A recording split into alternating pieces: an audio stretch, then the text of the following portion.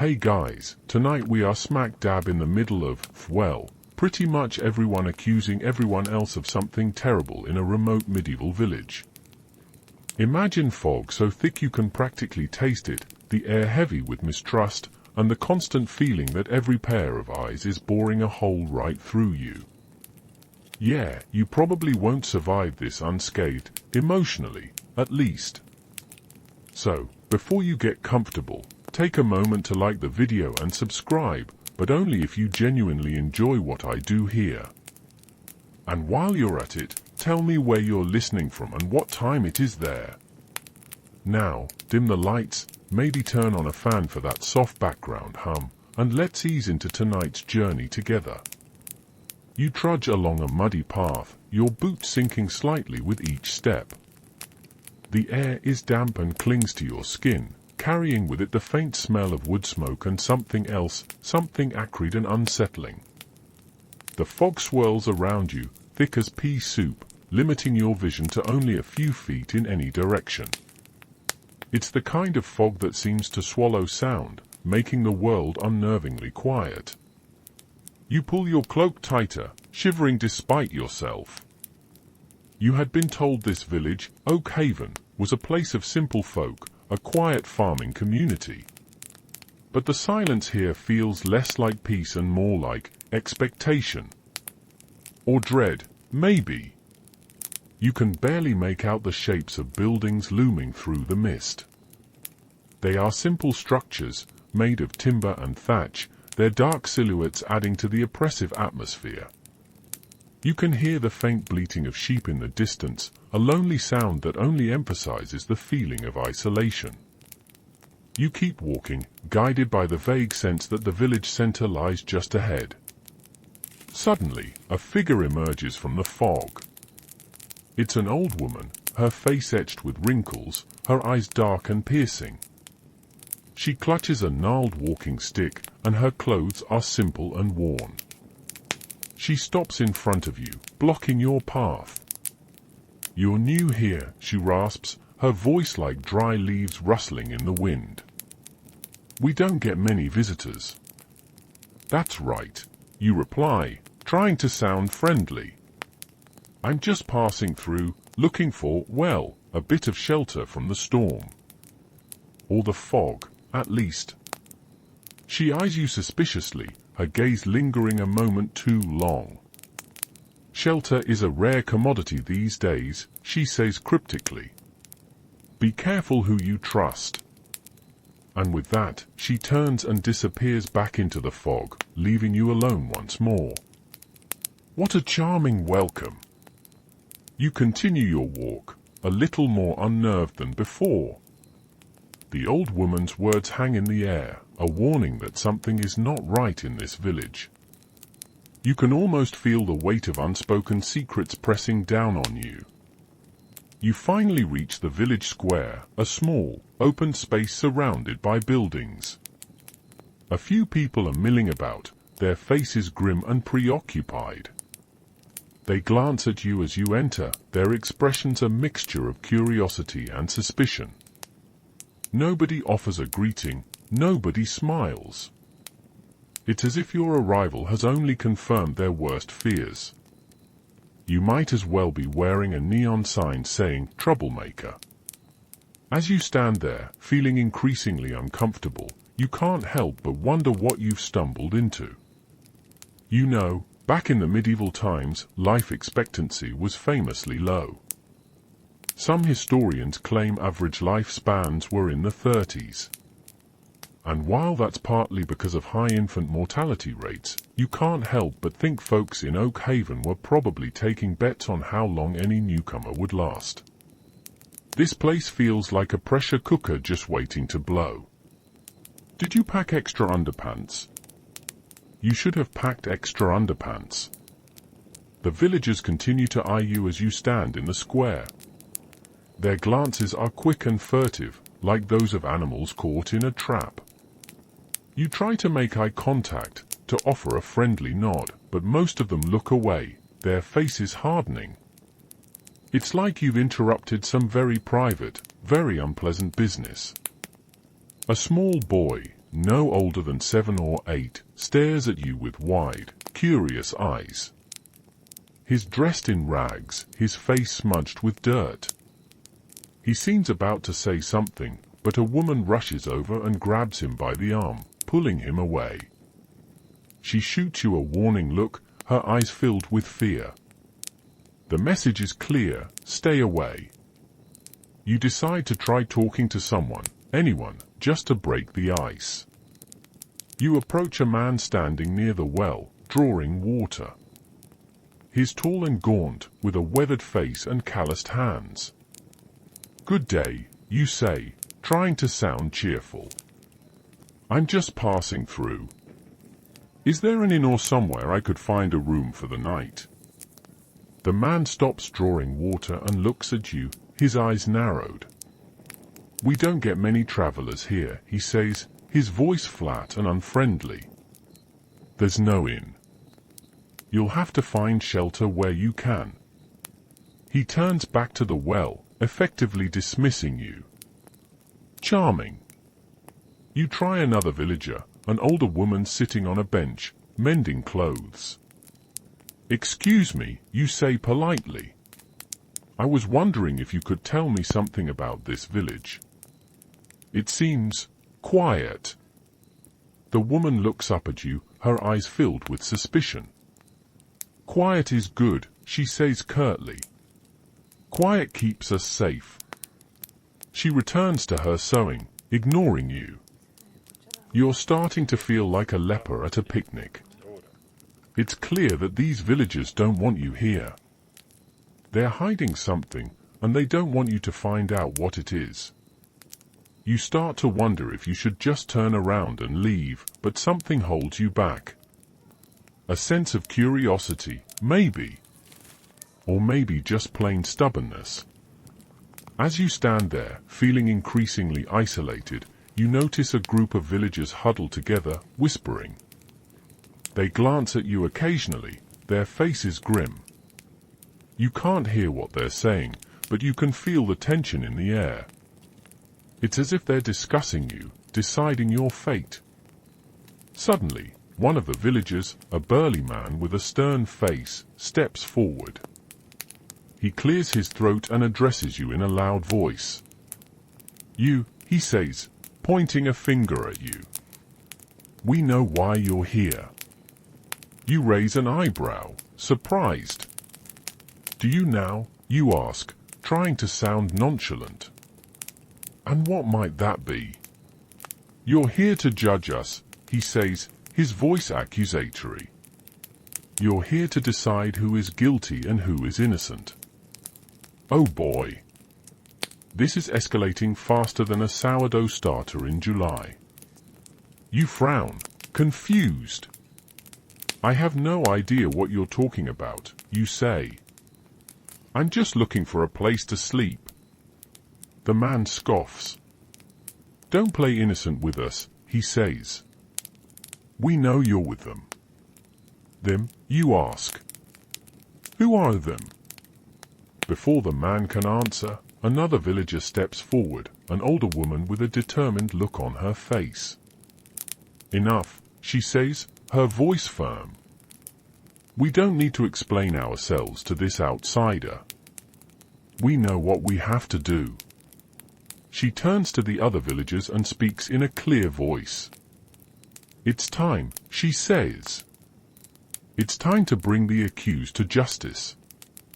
Oh dear. You've stumbled into something truly messy. Remember those witch trials?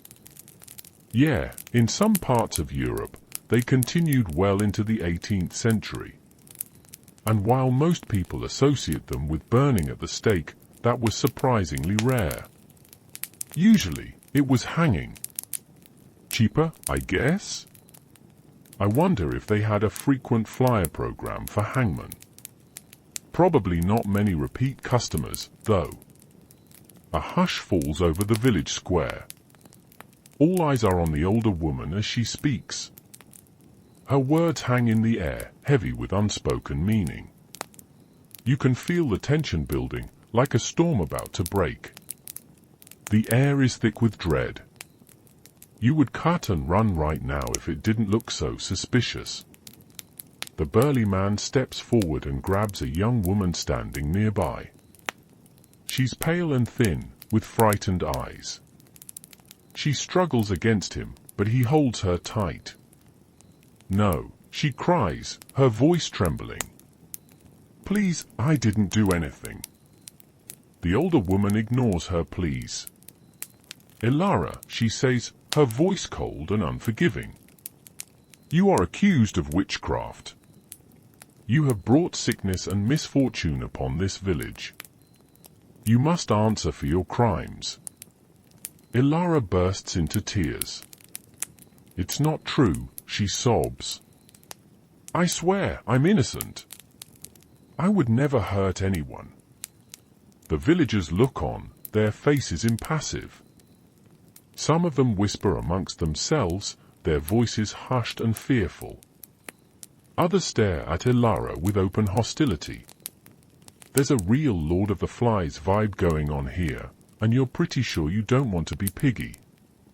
You step forward, feeling a surge of anger and indignation. "This is ridiculous," you say, your voice loud and clear. "You can't just accuse someone of witchcraft without any evidence. This is a farce." The older woman turns to you, her eyes flashing with anger. "Stay out of this, outsider," she says. "This is none of your concern. We know what we're doing." "But this is wrong," you protest. "You can't just condemn someone based on unfounded accusations." The burly man tightens his grip on Elara. "She's a witch," he says, his voice menacing. "We all know it.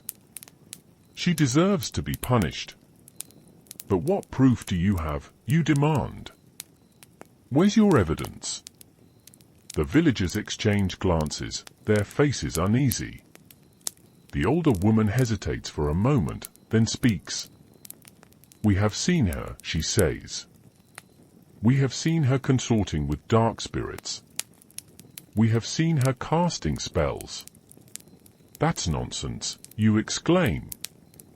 "You're just making things up." "Are we?" the older woman says, her voice challenging. "Or are you simply afraid to admit the truth?" She turns to the villagers and speaks in a commanding voice. "Bring forth the evidence," she says. "Let this outsider see for himself the truth of Elara's crimes." The villagers nod and disperse, returning a few minutes later with various items, a bundle of herbs, a strange-looking doll, a handful of dried flowers. They present these items to the older woman, who holds them up for everyone to see. "These are the tools of her trade," she says, her voice dripping with scorn. "These are the instruments of her evil." You look at the items, your stomach churning.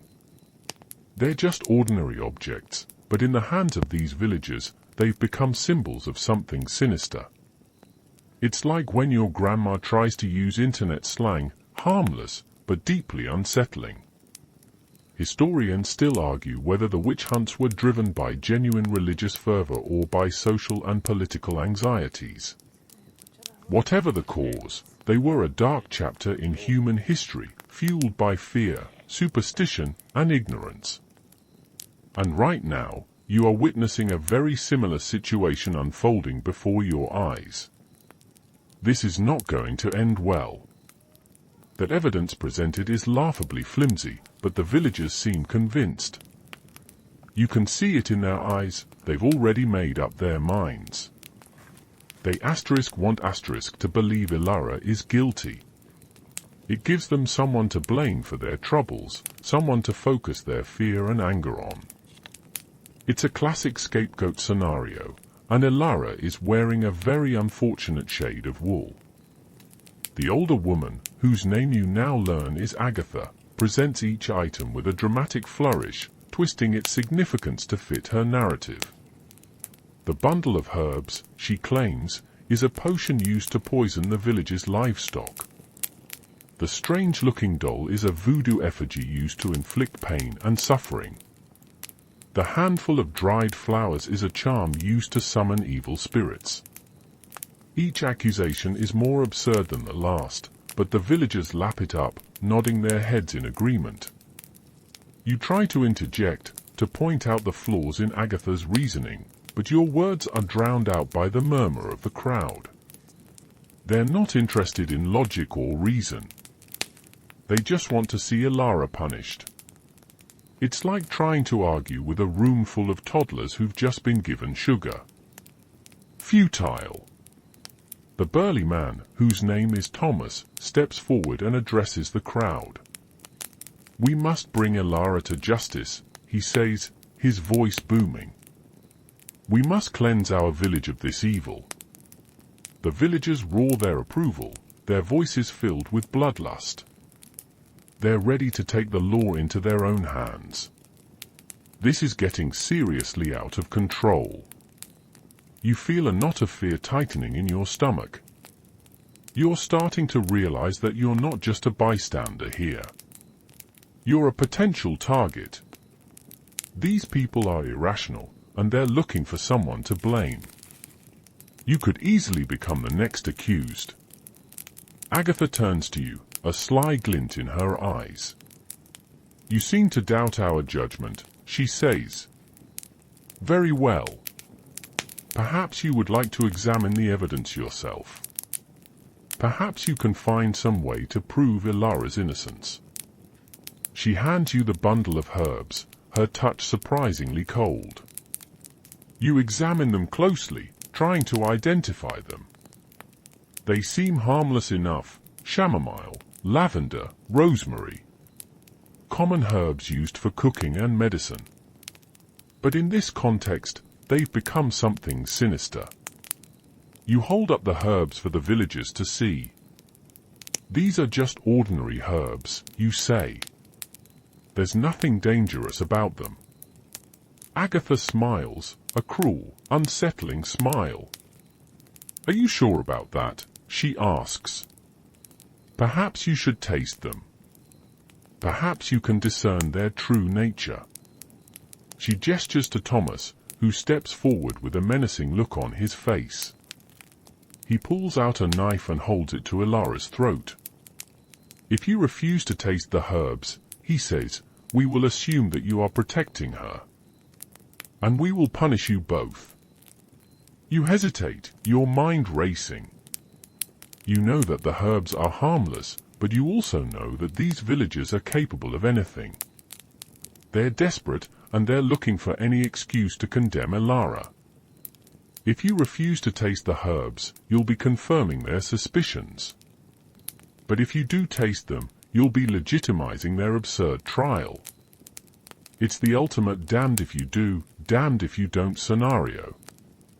Like trying to parallel park in San Francisco. You take a deep breath and pluck a few leaves from the bundle. You put them in your mouth and chew slowly, trying to appear confident. The herbs taste bitter and slightly floral, but otherwise unremarkable. "Well?" Agatha asks, her eyes fixed on you. "What do you taste?" You swallow the herbs and look at the villagers. "I taste herbs," you say. "Nothing more." Agatha's smile fades. "You're lying," she says, her voice hard. "You're protecting her. You're one of them." Oh, crap.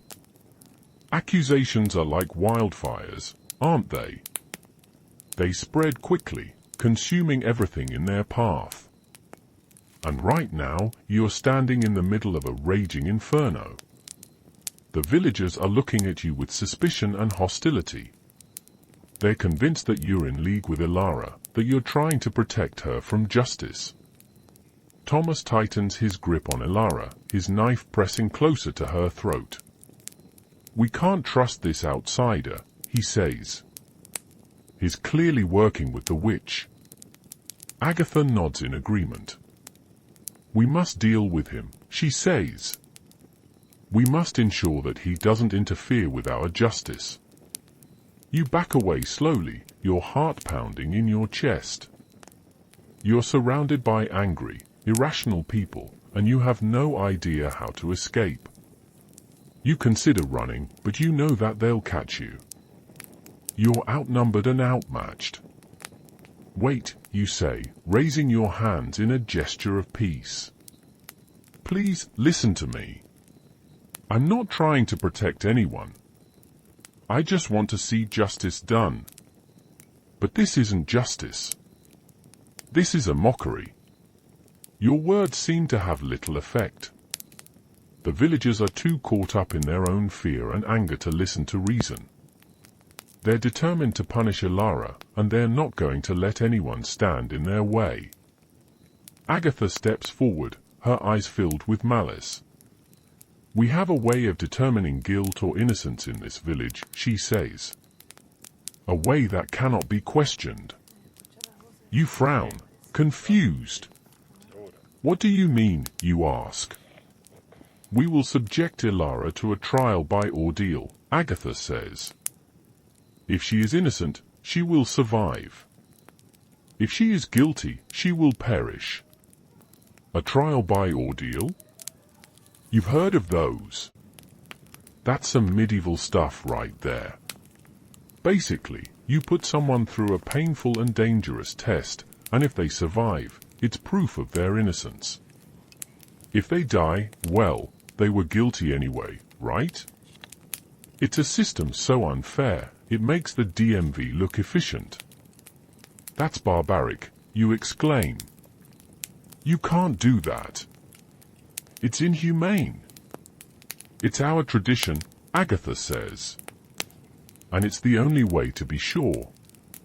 The villagers murmur their agreement, their faces grim. They're ready to watch Ilara suffer, to see her put to the test. Their thirst for vengeance is palpable.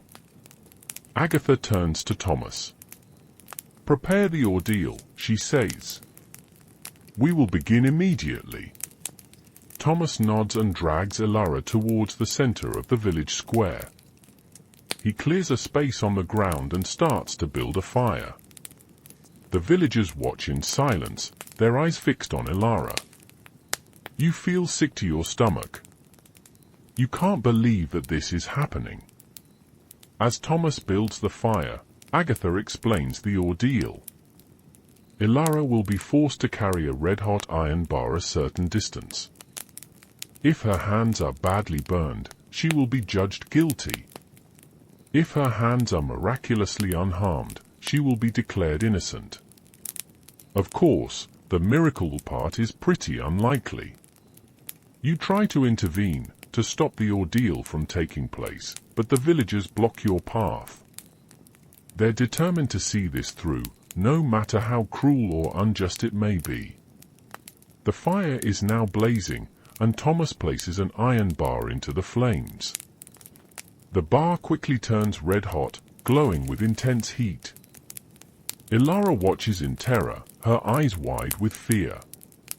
Agatha approaches Ilara, her face devoid of emotion. Are you ready? She asks. Ilara shakes her head, tears streaming down her face. Please, she sobs. Don't do this. I'm innocent. I swear I'm innocent. Agatha ignores her pleas. She nods to Thomas, who pulls the red-hot iron bar from the fire. He holds it out to Ilara, the heat radiating outwards in waves.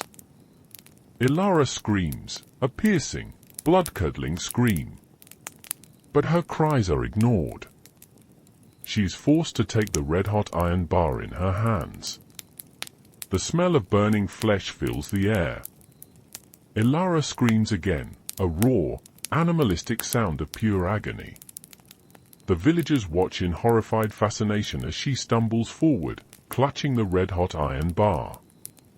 You want to look away, but you can't. You're frozen in place, paralyzed by the sheer brutality of the scene. Ilara manages to take a few steps before collapsing to the ground. She drops the iron bar, her hand smoking and blistered.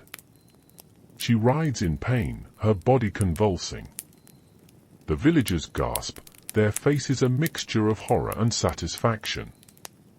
They've witnessed the ordeal, and they've seen the proof of Ilara's guilt. In their minds, there's no doubt she's a witch, and she deserves to be punished. The medieval mind, They really loved a good spectacle, whether it was a jousting tournament or a public execution. Entertainment was a little different back then. I'm guessing Netflix and chill wasn't a popular weekend plan. Agatha steps forward and examines Ilara's hands. She nods grimly. The evidence is clear, she says. She is guilty. The villagers erupt in cheers, their voices filled with triumph. They've gotten what they wanted, a scapegoat, a victim, someone to blame for their misfortunes. The bloodlust is practically dripping from the thatched roofs. You can't believe what you're seeing. These people have completely lost their minds. They've abandoned all reason and compassion, succumbing to a mob mentality that's both terrifying and sickening. You realize that you're witnessing the dark side of human nature, the capacity for cruelty and violence that lies dormant beneath the surface of civilization. It's like watching a documentary about Black Friday shoppers, but with higher stakes and fewer flat-screen TVs. You try to speak, to reason with the villagers, but your words are lost in the din.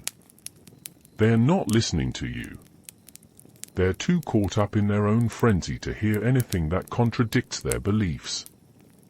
Thomas steps forward and grabs Ilara, dragging her to her feet. She's barely conscious, her body racked with pain. He ties her to a stake in the center of the village square. "What are you doing?" you demand, your voice trembling with anger. "You can't do this. This is murder." "She's a witch," Thomas says, his eyes cold and unwavering. "She deserves to die." He picks up a torch and approaches the stake. The villagers watch in anticipation, their faces illuminated by the flickering flames. "You can't let this happen. You have to do something." You run towards the stake, determined to stop Thomas from setting Ilara on fire. But the villagers block your path, pushing you back with their bodies. "Get out of my way," you shout, struggling against them. "You can't do this." But they're too strong. They hold you back, preventing you from reaching Ilara. You watch in horror as Thomas raises the torch and sets the stake alight. The flames quickly engulf Ilara, her screams echoing through the village square. The villagers cheer, their faces contorted with glee. You close your eyes, unable to bear the sight. You feel a profound sense of helplessness and despair. You've tried to do the right thing, but you've failed. You've been powerless to stop this horrific act of injustice. As the flames die down, the villagers disperse, their bloodlust satisfied. They leave you alone in the square, surrounded by the ashes of their victim. You stand there for a long time, staring at the charred remains of Ilara. You feel a deep sense of shame and regret. You know that you'll never forget what you've witnessed here. You'll need some serious chamomile tea to get to sleep tonight. The silence that follows the execution is almost as disturbing as the screams that preceded it. The villagers have retreated to their homes, leaving you alone with the smoldering remains of Ilara. The air is thick with the smell of smoke and burnt flesh, a constant reminder of the horrific event you've just witnessed. You feel numb, detached from reality. It's like you're watching a play, a gruesome and senseless tragedy that you can't escape. You wander through the village, your mind reeling. The fog seems to have lifted slightly, revealing the true squalor and decay of Oak Haven. The buildings are dilapidated, the streets are muddy and littered with garbage, and the people look worn down and defeated. It's as if the village itself is cursed, infected by a plague of fear and superstition. As you walk, you begin to notice things you didn't see before. Small details that hint at the village's troubled past. A faded bloodstain on a doorstep. A broken window boarded up with rough planks. A child's toy lying abandoned in the mud. Each detail tells a story of hardship, loss, and despair. You pass by the well where you first encountered the gaunt man. He's still there, drawing water, his face as grim as ever. You hesitate for a moment, then decide to approach him. You need to know what's going on in this village, what has driven these people to such extremes. "Excuse me," you say, your voice barely a whisper. "Can you tell me why? Why did they do that to Ilara?" The man stops drawing water and looks at you, his eyes filled with suspicion. "She was a witch," he says. "She deserved to die." "But she was innocent," you protest. "There was no proof. It was all just a superstition." The man shrugs. "Sometimes," he says, "you have to do what you have to do. To protect yourself, to protect your family." "But protect them from what?" you ask. "What are you so afraid of?" The man hesitates, then glances around nervously. He lowers his voice and speaks in a hushed tone. "There are things in this village," he says, "things you don't understand. Things that have been hidden for a long time." "What things?" you ask, leaning closer. "Tell me." The man looks at you, his eyes filled with fear. "I can't," he says. "If I tell you, they'll kill me." "Who will kill you?" you ask. "Agatha? Thomas?" The man shakes his head. "It's not just them," he says. "It's everyone. They're all in on it." "In on what?" you press. "What are they hiding?" The man hesitates again, then takes a deep breath. "It started a long time ago," he says. "With the founding of this village." He tells you a story of betrayal, greed, and murder. A story of how the original settlers of Oak Haven made a pact with a dark entity in exchange for prosperity and protection. A story of how that pact has been passed down through generations, demanding a constant sacrifice to appease the entity. Ilara, he says, was just the latest victim. You listen in disbelief, your mind struggling to comprehend the man's words. It sounds like something out of a horror novel, not real life. But you can see the truth in the man's eyes. He's not lying. He truly believes what he's telling you. Historians still debate the role of folklore and superstition in medieval society. Were people genuinely convinced of the existence of supernatural forces, or were they simply using these beliefs to justify their own actions? It's a question that may never be fully answered. But in Oak Haven, at least, the belief in the supernatural seems very real indeed. This is some Dark Ages level spooky stuff. Next thing you know, you'll be seeing shadow figures dancing in the fog. The man's story hangs in the air, heavy and suffocating. You try to process what you've just heard, to reconcile it with the reality of the village you're standing in. It's difficult. It's like trying to fit a square peg into a round hole. But the more you think about it, the more sense it makes. The fear, the suspicion, the cruelty, it all stems from this dark secret, this pact with an unknown entity. But why Ilara, you ask? Why was she chosen? The man shrugs. Sometimes it's a lottery, he says. Sometimes it's someone who's seen too much, someone who knows too much. Sometimes it's just someone who's in the wrong place at the wrong time. He looks at you pointedly, his eyes warning you to be careful. You understand the message. You're an outsider, you've seen too much, and you're definitely in the wrong place. You're a prime candidate to be the next victim. What can be done, you ask? Is there any way to break the pact, to end this cycle of violence? The man shakes his head sadly. It's too late, he says. The pact is too strong. It's been in place for too long. There's no escape. He turns back to the well, dismissing you once again. You stand there for a moment, feeling utterly hopeless. You're trapped in a village with a dark secret, surrounded by people who are consumed by fear and superstition. There's no way out, no way to make things right. You might as well start practicing your doomed face. As you walk away from the well, you notice a group of villagers huddled together, whispering. They're watching you, their faces grim.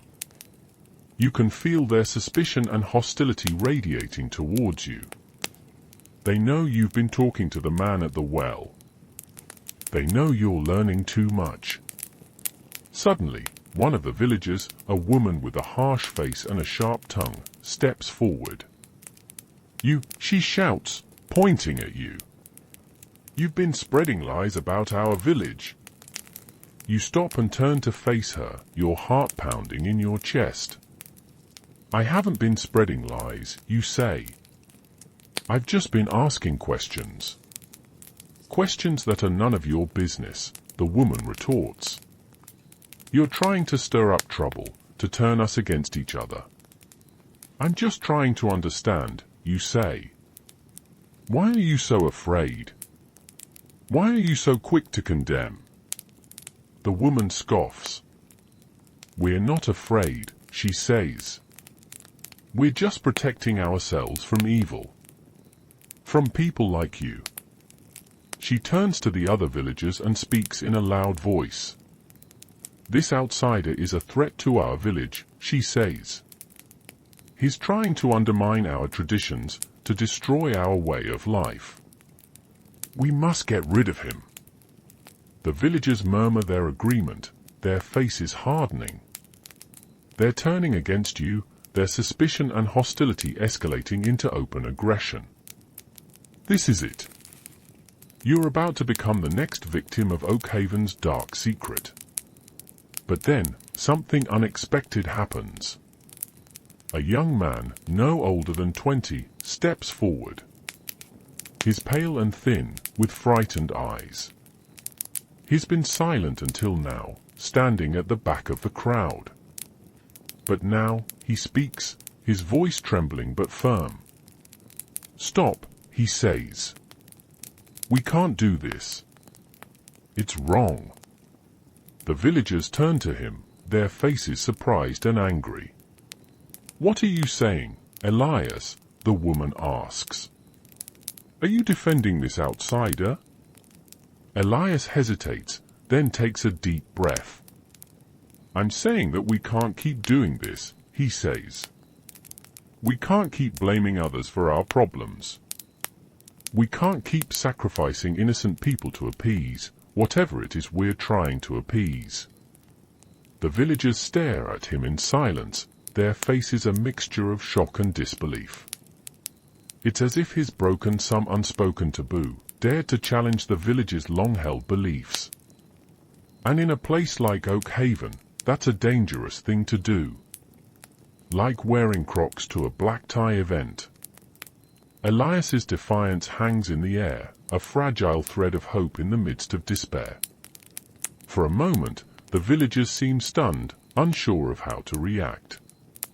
But then, the woman with the harsh face speaks, her voice filled with anger. You're a fool, Elias, she says. You don't understand what's at stake. You're putting us all in danger. No, Elias says, his voice growing stronger. I'm trying to save us. I'm trying to break this cycle of violence. We can't keep living like this, consumed by fear and superstition. The villagers murmur amongst themselves, their faces uneasy. Some of them seem to be considering Elias's words, while others are clearly still hostile. You can see the seed of doubt being planted in their minds, a tiny crack in the wall of their beliefs. Agatha steps forward, her face a mask of fury. "You will be silent, Elias," she says, her voice cold and commanding. "You will not question the wisdom of our ancestors. You will not betray our traditions." Elias stands his ground, his eyes fixed on Agatha. "I will not be silent," he says. "I will not stand by and watch as you sacrifice more innocent people. This has to stop." Agatha glares at him, her eyes filled with hatred. "You have made your choice," she says. "You have chosen to side with the enemy. You will pay the price." She turns to the other villagers and speaks in a loud voice. "Seize him," she commands. "He is a traitor to our village. He must be punished." The villagers hesitate for a moment, then surge forward, grabbing Elias and dragging him away. He struggles against them, but is outnumbered and outmatched. They tie him to a stake next to the charred remains of Ilara. "So much for rocking the boat, eh?" Now he's stuck rowing with broken oars. You try to intervene, to help Elias escape, but the villagers block your path. They're determined to silence him, to crush any dissent before it can spread. It's like watching history repeat itself, a new victim being sacrificed to the village's dark secret. It's a bad day to be called Elias in Oak Haven, that's for sure. As the villagers prepare to light the stake, Elias looks at you, his eyes filled with desperation. "Get out of here," he shouts. "Run. Save yourself. There's nothing you can do for me." You hesitate for a moment, torn between your desire to help Elias and your instinct for self-preservation. You know that if you stay, you'll likely be killed alongside him. But if you leave, you'll be abandoning him to a terrible fate. Suddenly, an idea pops into your head. It's a long shot, but it's the only chance you have to save yourself and maybe, just maybe, to help Elias as well. You decide to take the risk. You turn and run, sprinting away from the village square and into the surrounding forest. The villagers shout after you, their voices filled with anger and frustration. They start to chase you, their footsteps pounding on the muddy ground. You run as fast as you can, dodging trees and leaping over fallen logs. You can hear the villagers gaining on you, their shouts growing louder. You know that if they catch you, you're doomed. You reach a small clearing and see a path leading away from the village. You follow the path, hoping that it will lead you to safety. You can hear the villagers closing in, their voices just behind you. Suddenly, you stumble and fall, hitting the ground hard. You try to get up, but your ankle is twisted, and you can't put any weight on it. You're trapped. The villagers emerge from the trees, their faces contorted with rage. They surround you, their eyes filled with malice. This is it. You're about to meet your end in the cursed village of Oak Haven. But then, just as the villagers are about to pounce on you, you hear a sound. A sound that gives you a glimmer of hope. The sound of horses. The sound of approaching horses sends a ripple of panic through the villagers. They hesitate, glancing nervously at each other. The sound grows louder, closer. Suddenly, a group of mounted soldiers bursts into the clearing, their armor gleaming in the dim light. They are led by a stern-faced knight, his sword drawn and ready. It's the cavalry.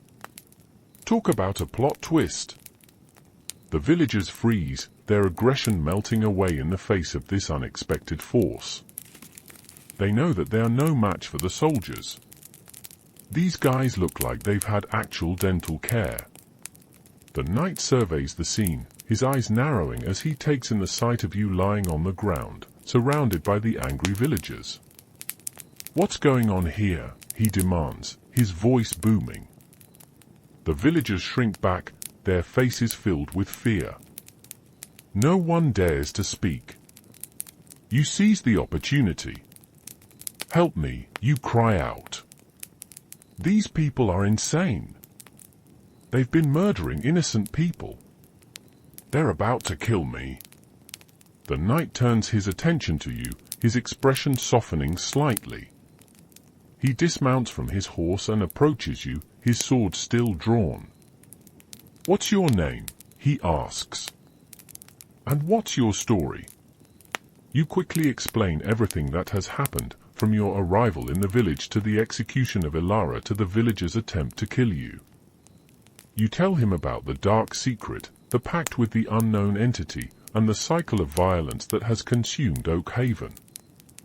The knight listens intently, his face growing grim as you speak. He seems skeptical at first, but as you continue your story, he begins to believe you.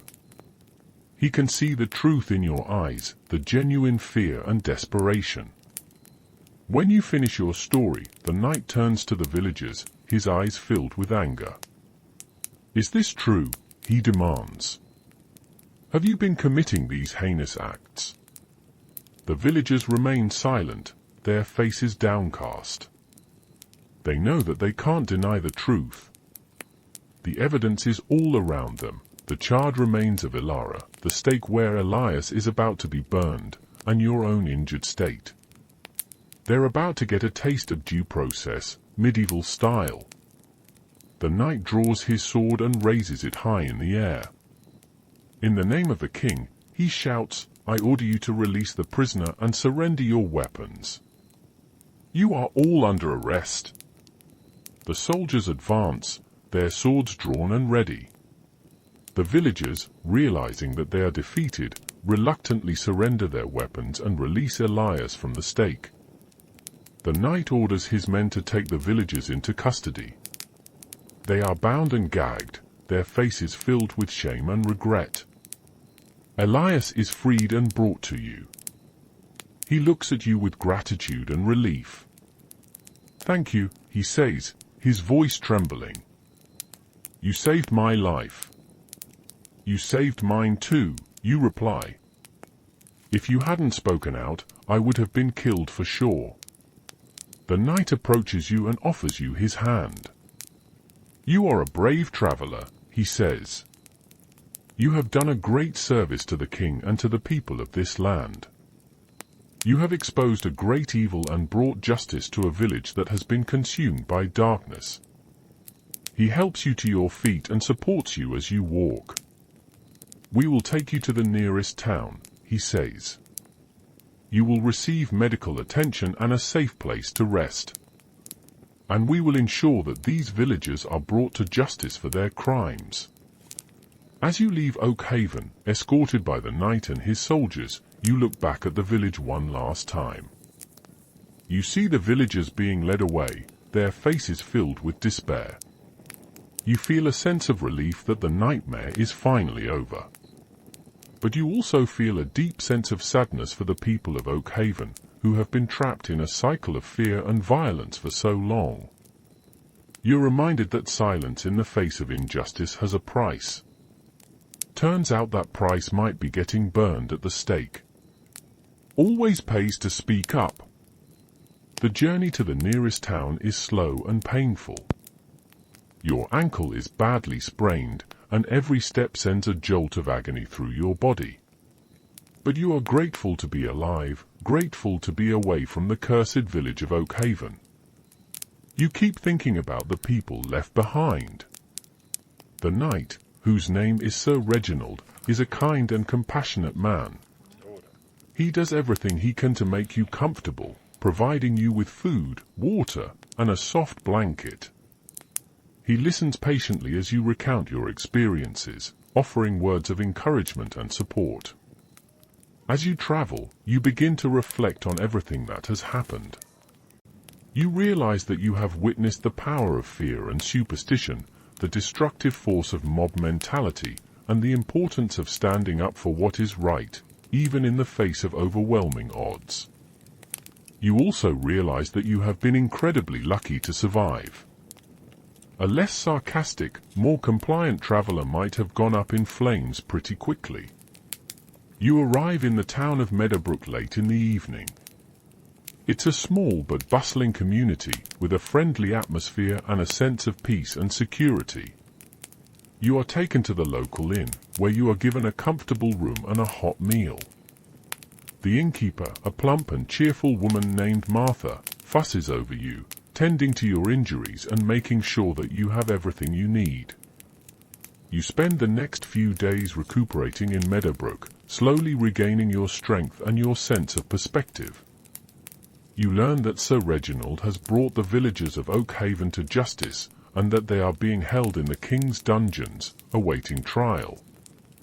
You also learn that Elias has been hailed as a hero, and that he is working with the authorities to rebuild Oakhaven and to break the cycle of violence and superstition that has plagued the village for so long.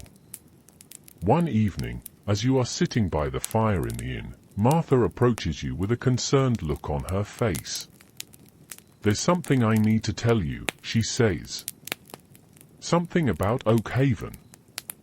You look at her, your heart sinking. "What is it?" you ask. "The people here," she says, "they're starting to doubt your story. They're saying that you're exaggerating, that you're making things up.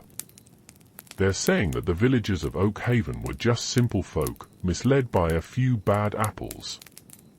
You frown, confused. "But it's true," you protest. "I saw it with my own eyes. They murdered Ilara. They tried to kill me." "I know," Martha says, "but people don't want to believe it. They don't want to think that such evil exists in the world. They want to believe that everything is simple and straightforward, that there are clear heroes and villains. Your story is too complicated, too disturbing. It challenges their beliefs, and they don't like that."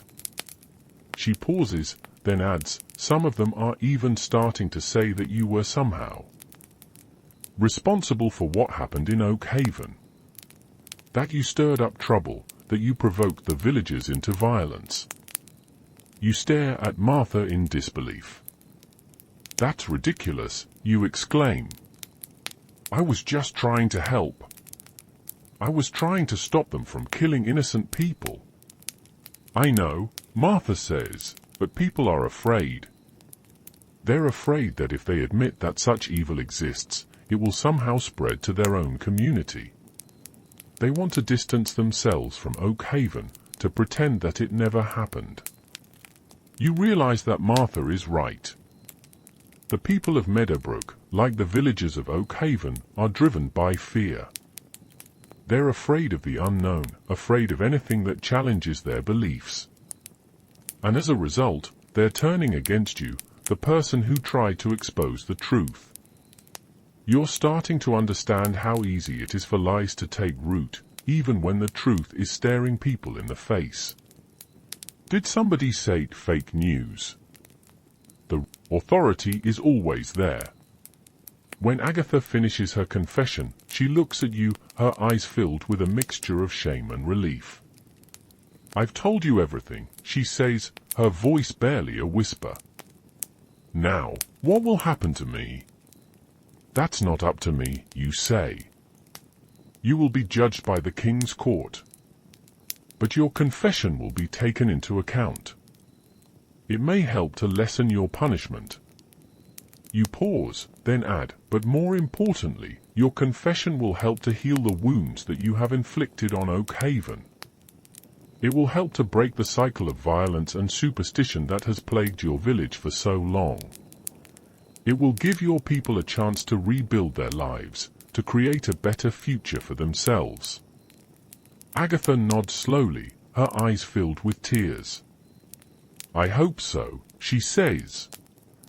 "I truly hope so." You leave the dungeons, your mind reeling from Agatha's confession. You feel a sense of relief that the truth has finally been revealed, but you also feel a deep sense of sadness for the people of Oak Haven, who have been through so much. You are glad that you could help bring closure to the situation. You return to Meadowbrook, where you share Agatha's confession with Sarah and the other members of your cause. They are stunned by what they hear, but they are also encouraged. They realize that Agatha's confession is a major turning point in their campaign. It proves that you have been telling the truth all along, and it strengthens their resolve to fight for justice and truth. The news of Agatha's confession spreads quickly throughout Meadowbrook.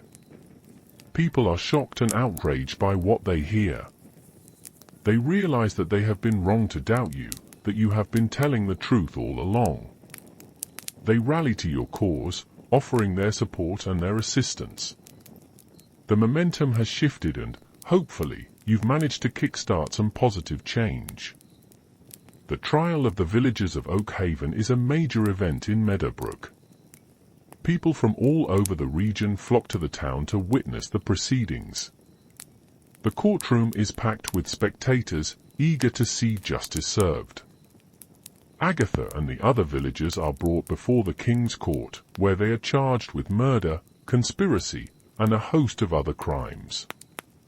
The prosecution presents a strong case, based on your testimony, Agatha's confession, and other evidence gathered by Sir Reginald and his men. The defense argues that the villagers were acting under duress, that they were misled by Agatha and driven by fear and superstition. They plead for leniency, arguing that the villagers were victims themselves. The jury deliberates for several days, weighing the evidence and considering the arguments of both sides. Finally, they reach a verdict. Agatha is found guilty on all counts and sentenced to death. The other villagers are found guilty of some charges but acquitted on others. They are sentenced to various terms of imprisonment, ranging from a few years to life. That is a pretty rough outcome, but nobody is going to be volunteering for the Oak Haven Tourism Board anytime soon. Elias is called to the stand and speaks eloquently about the need for healing and reconciliation. He pleads for mercy for his fellow villagers, arguing that they were victims of circumstance, trapped in a cycle of fear and ignorance. He promises to work tirelessly to rebuild Oak Haven and to create a better future for his people. The judge, moved by Elias's words, agrees to consider his plea for leniency. In the end, the king decides to commute the sentences of some of the villagers, reducing their terms of imprisonment. He also orders that Oak Haven be rebuilt and that the villagers be given assistance to rebuild their lives. And look, maybe a free year of therapy for everyone involved. After the trial, you decide to leave Meadowbrook and return to your own home.